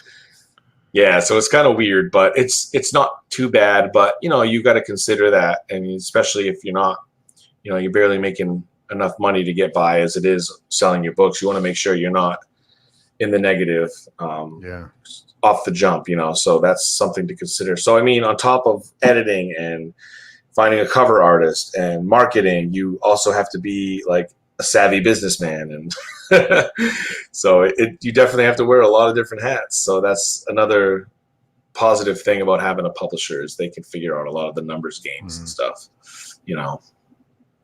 So for your excuse me, for your self-published work, you set the price for the book. So you'll choose the different like page, what the pages look like, if there's colors, if after you choose all of that, do you pick or do you set the price? Yep. After all absolutely. That? Oh, okay. Yep. And you also choose your royalty range. So like paperbacks, you receive far less royalties. So on a like $8 book, depending on like the paperback, it would be $8. You would make right around $250. I think it's like 35 to 40%, probably 35% royalties, because you got to consider that Amazon's printing it, they're producing the product, they're also putting it on their website and selling it, and they're also shipping it for you from their manufacturers, which like I think my books come out of Delaware, I think. And then ebooks, you get like 70% royalties. So like my $2.99 ebook is I make like $1 off each book. So that's not bad. So you think, oh, you're not making much money off an ebook. Well, you make it pretty good. I mean, $2.99 because they don't print anything. They're just putting it on their platform. Yeah. And it all depends too. Like if you don't want it, you can do like expanded distribution, which is like you cut your royalty profits way down to like, if I was to do expanded distribution, which means like bookstores, places like that could buy it if they wanted to. There's no guarantee, but if they wanted to, they could. I would make like 75 cents per paperback. And when you realize like, unless you have a big name, no bookstore is probably going to buy your book. Then you're really taking a risk at having that. So so if you go Amazon exclusive, you make more money. And same thing with like Kindle Unlimited. You make a certain amount per page. It's like, I don't know, half a cent or like 0.033% or something per page. So obviously like someone's going to sit there, and if they read like 100 pages in one sitting, you might make a couple bucks or something, which it's not bad. I mean, considering, it's they're paying for that, I don't think it's like $15 a month or something for Kindle Unlimited subscription. And even if they get like a free trial, you still get a cut of, the pages read and stuff. So you're not ever getting screwed over. You know what I mean? Wow, there's a lot involved, huh? It is. And a lot to consider. Yeah, I didn't know any of it when I first got involved, but luckily there's a lot of cool YouTubers out there that, they're willing to put the information out there, talk you through the process. I mean, your other option is submitting your manuscript to a publisher. They throw it into a slush pile, and 2 years later, they're like, oh, by the way, we don't really want to publish your book, and that's kind of what happens. I saw one woman on TikTok that was like, she said she just got a letter from a publisher saying they'd like to publish her book. And she's like, I self-published it, and it's already like a bestseller and it's won a bunch of awards. And 2 years later, these people are like, "Oh, we just got your manuscript in the slush pile." And I mean, that was one thing that really made me pursue self-publishing, was the fact that I'm very impatient. I didn't want to submit something and then have to wait 2 years, or even 6 months is a long time when you've got this finished product that you're proud of. You want the world to see it. I think it was like almost 3 months or so from when I first started writing Scratches to when it was like available on Amazon. And that was just because my anxiety was like, get this book out there. Like, you want people to read it. You have this finished product, and that could be good or bad. I mean, obviously my first edition of Scratches was really messy. There was a lot of typos. And then I eventually sent it off to an editor and put out a second edition. Then I had it reformatted to match Severed. So, I mean, there's been a huge process. And recently I just updated both books to have content warnings, which we won't go into that conversation, but I basically did like a disclaimer. Steve's channel, it always comes up. But I did like a disclaimer in like one of the first few pages, all on its own, that says content warnings available in the back, and minor spoilers. Just be warned because you may get spoiled. And then if they want it, they can go to the very back of the book, and there's the content warnings for you. Anyone that wants it. And someone I think it was Ashley that mentioned, or somebody mentioned, like it's almost like a everyone leave. No, this will bump up the views too. We'll get a lot of views now. Let's But some drama. Yeah. She mentioned it's almost like handicap ramps or something. Yeah. You don't have to use them. That was a great point. Yeah. Yeah, but if you want them, they're there. And I love that. So, and I made it so like nobody who doesn't want to read them or get spoiled doesn't have to look at them. And that's it. End of story. And that's super simple way to do it for anyone that's ever considering it. And also, you don't have to do it if you don't care. But yeah, no, that's funny. I have a hard time. I mean, if it's in the back of the book and there's a in the front of the book, it says there's a content warning here, potential spoilers, and it's out of the way. I don't know why anyone would be opposed to that. I don't. Yeah. And I mean, like the whole conversation we had, it's like no one is forcing it on anybody. It's just a courtesy. I'm very empathetic, and I've also dealt with trauma. I'm a war veteran. I used to get triggered, all the time throughout my 20s whenever I'd watch, because I'm a horror fanatic. But once I got home from my service, I really struggled with getting triggered by gore, and torture, and blood and stuff like that in movies. And even to this day, some things set me off, and it's not something I can control. So the fact that people, I could be doing that to somebody, I could be triggering somebody, whether it's like talking about infant death or animal cruelty or sexual abuse. I want to entertain people without hurting people. And I don't mean entertain like those things are entertaining, but I write horror, and horror oftentimes dives into some pretty dark areas. So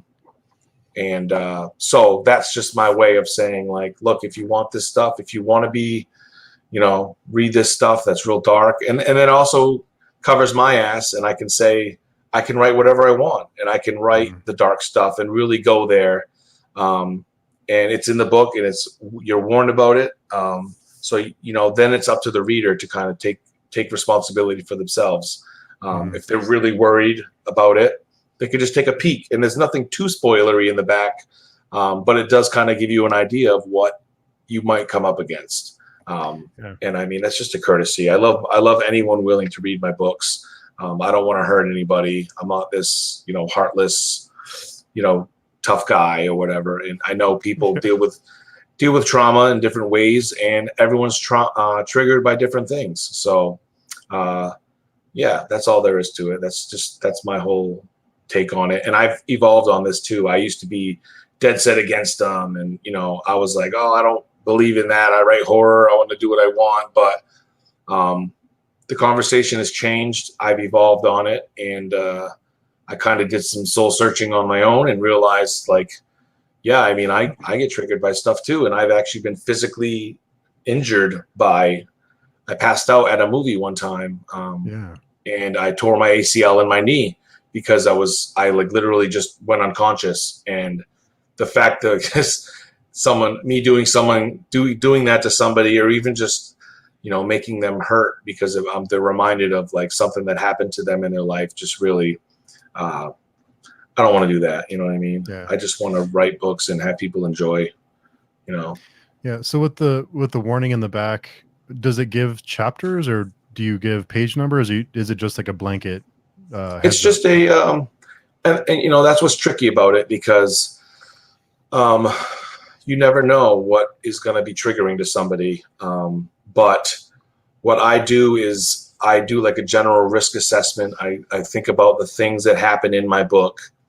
And like, for example, I'll say like injury detail. Like I'll mention like if someone gets injured, like in severed, like if they got injured from like something happening to them, I'll mention like gore.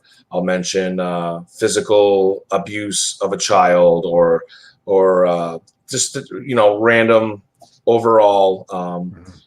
You know, like if a baby is killed or something like that, I'd like to, because there's some scenes like when I first read It by Stephen King that really made me sick to my stomach. And not that I didn't want to read them, but I wasn't expecting them, and they really took me to like a real dark place, and it was hard for me to get the image out of my head.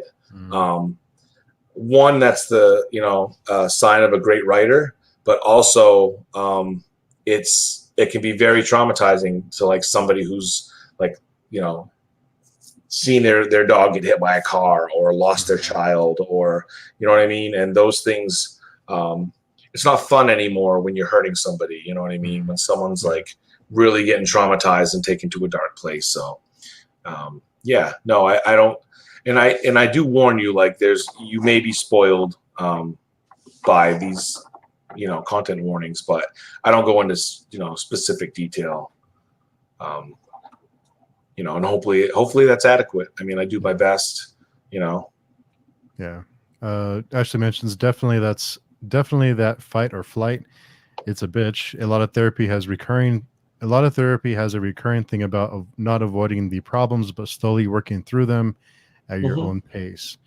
She says you don't want to spoil it. That's for sure. A blanket statement is perfect. I see a content warning in a book that might affect me. I assess where I am mentally and decide there. Yeah, absolutely. I mean, sometimes I can watch like gory, bloody movies and stuff.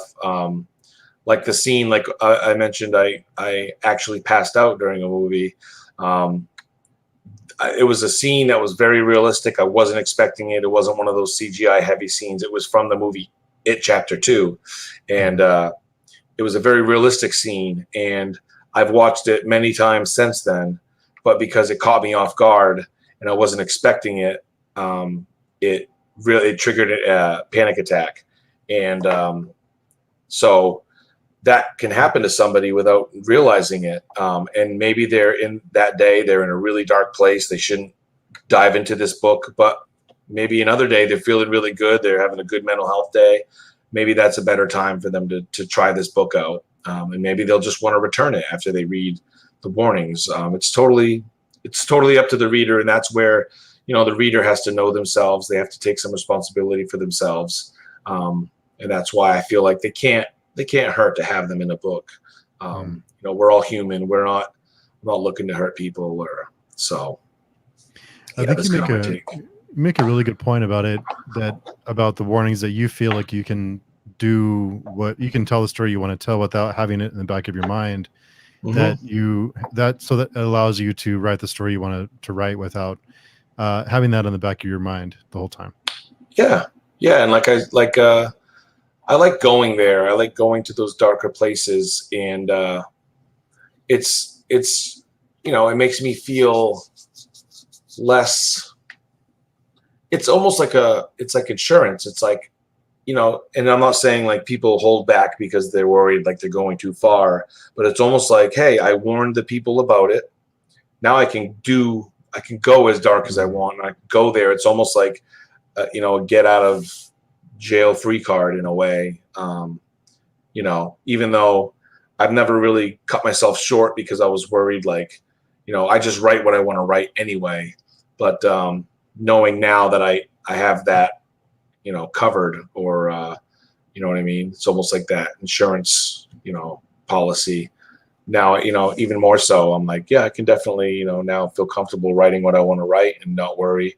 And I mean, when you talk to people online, and you can kind of tell, like, people that will speak out against it, you'll have people say, hey, well, if I'm not reminded of my, you know, my child that I lost, or different things like that, you know what I mean, my parents that died in a car crash or something, I'm grateful for that, because that's really triggering, and it's really hard for me to come back from that dark place in my mind. So you know, and like I said, like we've said, not everybody needs those. Some people like to explore those places, and some people have never been traumatized by anything, and that's awesome, that's great.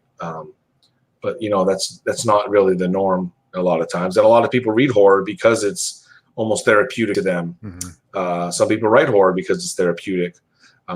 So I mean, it's very subjective, it's very individualized, and you know, people do need to take responsibility for themselves as well, you know. So that's why, like I said, in like my 20s, I didn't watch a lot of horror movies. I didn't watch like, my wife loves like Hostel and those types of really like torturous movies and stuff, and I would go in the other room and put on some music and stuff, and she's like, honey, don't come in here, you're not going to want to see this, you know what I mean? And I'm a war vet, you know, I've served in combat and seen some really bad stuff, and the fact that my wife has to warn me, or we've been to movies and I've had to close my eyes and ears, you know, people probably think what a wuss, but it's just me knowing my boundaries. And I think getting into horror for me was therapeutic, and it kind of has desensitized me to things, which is great. And I don't really get as worried anymore about watching things, you know what I mean? And but it's not perfect, and it's still, some things can still be pretty traumatic for me. So I'm very careful. Yeah. How did you find your boundaries once you were aware of these things could trigger these things in your mind? How did you find where the line was for you? How did you decide, or how did you kind of find that out for yourself? My body kind of told me, like, when I watched certain things, it wasn't like, oh, like I don't want to see that. It was like my body would react. Like I would start to get, like, I'd be watching a movie, and I mean, you can physically watch it, but when your body really starts to like I would start to get sweaty, my pulse would start racing, I get like goosebumps, I start to get dizzy and nauseous. That's my body's flight response, and that's my trauma coming back and saying, like, you've seen this before in real life, and it's really, now it's like my body telling me, you need to get out of there, because this is like really bad stuff you're seeing here. And once I started to recognize the things in movies that would trigger me, that's when I started avoiding certain things, especially like very realistic gore and stuff like that. Yeah, it definitely, it was just my body basically telling me. And, you know, it was almost like you got to test the waters once in a while. You got to put on something that's, you know, a little more gruesome and stuff like that. Still certain things like severed body limbs, pieces of humans like spread out and stuff like that can still get to me sometimes. It's not so much like an alien coming out of someone's stomach or something that's, you know, is not real. It's when even like heavy, realistically depicted emotion can sometimes trigger me too. And it's very, like I said, it's definitely individualized, and everyone is different. And you really don't know until you put yourself in that position. And yeah, I mean, you can either avoid it altogether, or you can slowly try to desensitize yourself. You know, that's what they do in like therapy sometimes. Is like when people have a fear of something, they'll do like they'll introduce them to that thing. Like say someone has a fear of spiders, they'll make them come in contact with spiders and stuff, and they get desensitized to it over time, or they just completely lose it and don't. But you know, and that's what I was doing with like horror movies and books and stuff.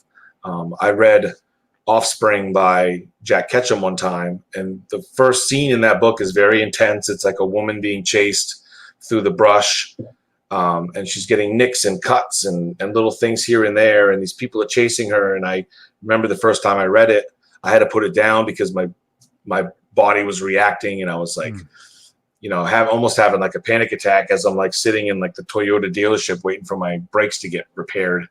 But then years later, I finally picked it back up again, and I read the whole thing, and I was fine.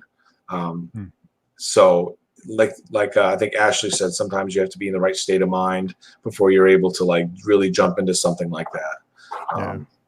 So yeah.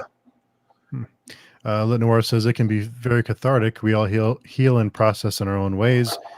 Wish more could think to consider the side of writing horror versus what kind of fucked up individual wrote this. Yeah. I mean, we all love what we love. Sometimes it's disturbing, sickening stuff. Like I commented on I read a review that was a 1-star review on a book that I loved that came out a couple months ago. And the person was like, whoever likes this kind of stuff is just sick and needs to seek help. And I don't know if they were joking or what, but I mean, you know, whatever. Everyone likes what they like, and it's not because, you know, they're sick people or whatever. You know, it's just, I mean, some people, it's just everyone's different, and I don't like that kind of thinking. You know what I mean? You don't have to be messed up in the head to, you know, like enjoy something that's messed up. You know what I mean? That's what it's.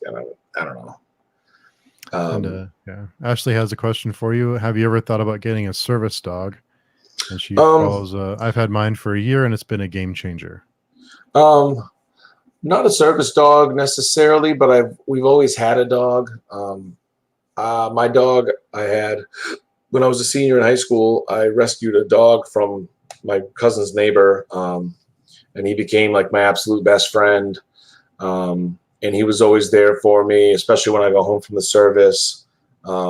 He always knew like when I was like anxious or depressed, and he was always there for me. And to be honest, one of my biggest fears was something happening to him and losing him. That was very like always in the back of my mind, and I used to just cry and like really stress out about it. And then finally, when the time came and I had to put him down, he had like a baseball-sized tumor in his belly. And this was like the middle of the night at like 1 a.m. It really wrecked me. But we had another little dog, which was my wife's dog at the time, who she was really awesome. And then I ended up getting a cat. I love animals. I love having them around. You know, we have our new dog, Oki, who's a little over a year old now. It would be cool to have a service dog, but it's just kind of unfeasible, I guess I could say right now. I got 2 kids. I have to drag them around all the time. It wouldn't really be very easy to bring them around and a dog all the time.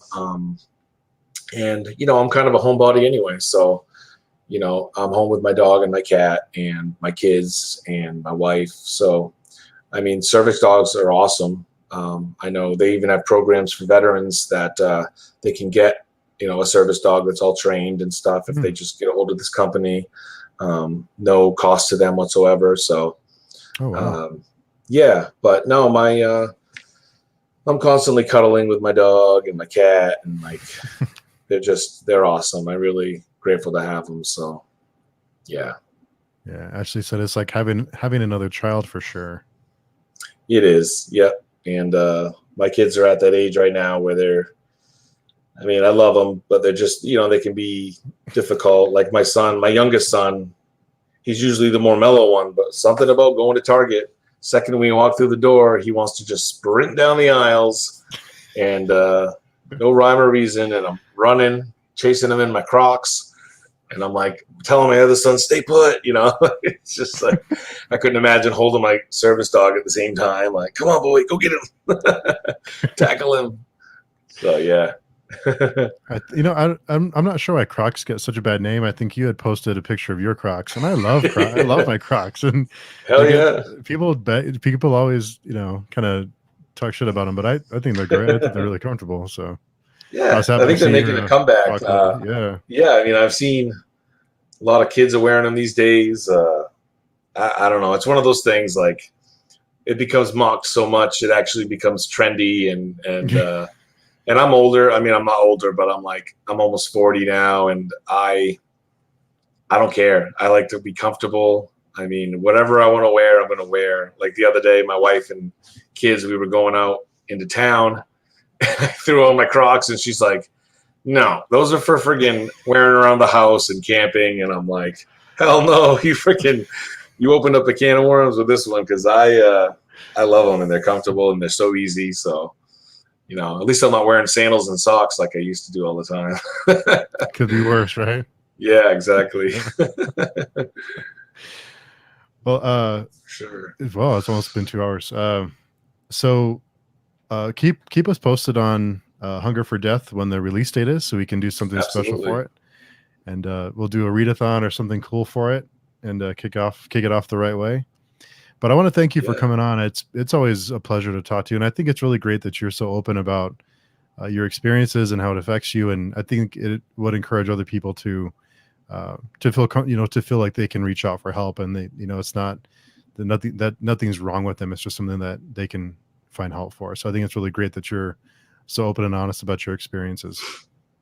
Yeah, I mean, I'm and if you follow me on social media, I'm also very outspoken about my ups and downs, and whenever I see someone's going through something, I always try to reach out to them, or I'm always saying like, don't forget to order your medication prescriptions, because I've been there and I ran out one time and there was like 3 or 4 days of pure hell when I didn't have my medication. But also just saying like, hey, if you need someone to talk to, hit me up in my DMs. I'm a good listener. Even if you just want something to get off your chest, it's like the old saying, like, write the email you want to write to your boss and don't send it. You know what I mean? Yeah. It's like, just get it off your chest. We all need, we're creatures of, we need other people in our lives. And I really think, even if we don't know each other that well, I'm able to listen to what you have to say. And I'm always willing to talk you through it, or, whatever. So, yeah, I mean, I love coming on here and chatting with you. You're a very easygoing guy. You have great questions, great insight. I love your reviews and your other chats that you have going with people. So anytime, man. And I'll definitely, I'll be blowing up social media when the time comes for both Fright Vision and Hunger for Death. Because I'm really excited about both those projects. And I mean, if anyone out there, if you want to check out any of my books and you're hard up for money, hit me up. I have Moby copies. I'll happily send you a Kindle copy for free, no questions asked. No problem at all doing that. I'm definitely in that position right now myself, where I bought so many books and stuff. We're trying to budget a little better now. So I totally feel that. So don't be shy, hit me up. And I really appreciate everyone coming in and listening to us ramble. It's been great. Ashley says thank you. It's always a blast chatting with y'all. It's been a great session. And like I said, I mentioned already, but go check out her channel.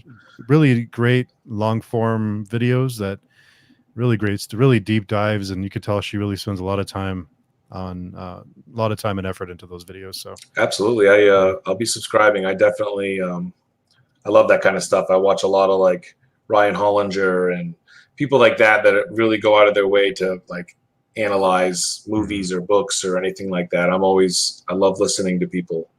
Yeah. So it's always great. I'll definitely subscribe to her channel. Yeah. Thank you. Yeah. Thank you, Brandy. And Mazza's late. You're so late. Hey, no worries, man. I'm sure it'll be on Steve's channel when it's probably tomorrow or whenever it's done.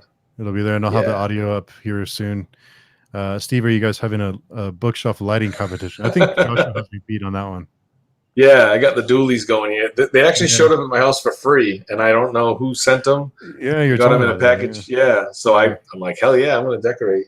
So nice ambient lighting. Yeah, that's cool. It's really cheap. Thanks too. for coming, Mazza. Yeah, they are. They're really easy to put up, and yeah, they're fun. Yeah. So awesome. Well, hey, I want to thank you again for coming by. It's always a pleasure, and anytime you want to come by, you let me know, and we'll make it happen. Awesome, Steve. Thanks so much for having me, and thanks everyone that joined us. And yeah, hit me up anytime on social media. I'm always around. I'm a stay-at-home dad, so I got all the time in the world. Awesome. Well, thanks everybody. Thanks a lot, Steve. Have a good Friday. Bye, everybody.